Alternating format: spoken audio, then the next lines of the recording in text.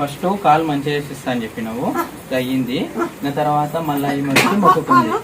కాలు నడవనీక ఇంకా ఇబ్బంది ఉంటుండే, ఇక్కడికి వచ్చిన తర్వాత ఆంజనేయ స్వామి గుడి చుట్టూ తిరిగిన తర్వాత ఒక 50% కొంచెం మంచిగా నడుస్తుంది. తర్వాత మళ్ళీ ఈమె నాకు కొడుకు కావాలని మొక్కుకుండే, కొడుకు కూడా అయ్యింది. ఒక రోజు వచ్చిన మొక్కుండే, మొక్కు తీసుకున్నా. ఈ రోజు ఉడిబియ్యం పోసాను మొక్కుకుండే, ఈ రోజు ఉడిబియ్యం మొక్కు కూడా అయిపోయింది. స్వామి కొడుకు పుట్టిను మంచిగానే. ఆర్యను నిత్యం ముత్యాల రాజు అంటే మేము ముత్యాల రాజు.